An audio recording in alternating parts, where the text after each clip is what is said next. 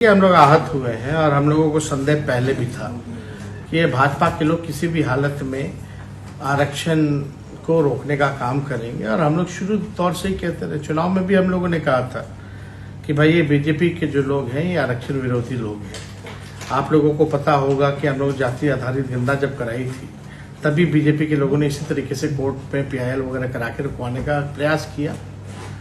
Solicitor general तक को खड़ा किया गया, एफिडेविट डाली गई, लेकिन हम लोगों की अंत में जीत हुई और हम लोगों ने सर्वे भी कराया जाति आधारित।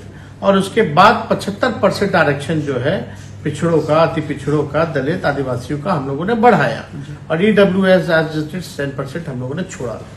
तो हम लोगों ने उस समय भी आपको पता है कि दिसंबर के माह में, नवंबर में हम लोगों ने कर दिया था ये काम और बढ़ाने का आरक्षण।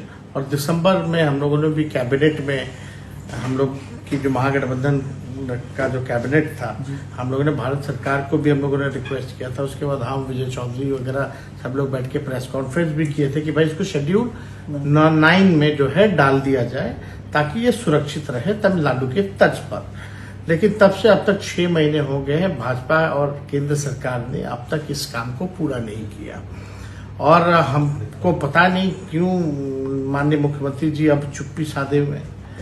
हम लोग तो लगातार जो है इसकी लड़ाई लड़े, संघर्ष किए और हम लोगों ने आरक्षण को बढ़वाया हमारी सरकार ने।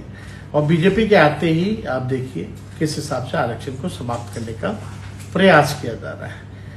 माननीय मुख्यमंत्री जी, जनता दल यूनाइटेड लोग इस मामले में चुप है, लेकिन हम अनुरोध करते हैं माननीय मुख्यमंत्री जी से, कई बार आपने प्रधानमंत्री जी के पैर पकड़े हैं, इस बार भी पैर पकड़ करके कम से कम शेड्यूल 9 में जो है आप इसको डलवाने का काम करें।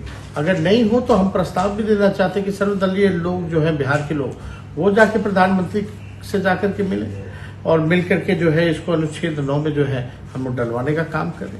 क्या तो ये तो हम लोग चाहते हैं कि भाई सब लोगों को जो अधिकार है वंचित शोषित समाज का, जिसकी जितनी आबादी है उस हिसाब से लोगों को हक मिलना चाहिए, सम्मान मिलना चाहिए, अधिकार मिलना चाहिए। तो हम लोग इस लड़ाई को हम लोग लड़े हैं, आगे भी लड़ेंगे। और अगर बिहार सरकार अगर सुप्रीम कोर्ट नहीं जाएगी तो राष्ट्रीय जनता दल सुप्रीम कोर्ट जरूर जाएगी।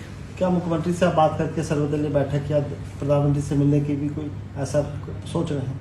नहीं, अगर होगा तो हम तो सोचेंगे कि हम चिट्ठी जो है हम कम से कम मुख्यमंत्री को लिखें कि भाई कम से कम आपको हम लोगों के जो सरकार ने, महागठबंधन ने जो बढ़ाया, जो हम लोगों ने प्रेस कॉन्फ्रेंस किया कि इसको शेड्यूल 9 में डाला जाए, तो आप प्रधानमंत्री से अनुरोध कीजिए, पैर पकड़िए या तो सर्वदलीय बैठक बुलाइए, हम लोग सब लोग चलते अनुच्छेद 9 में इसको कराने के लिए।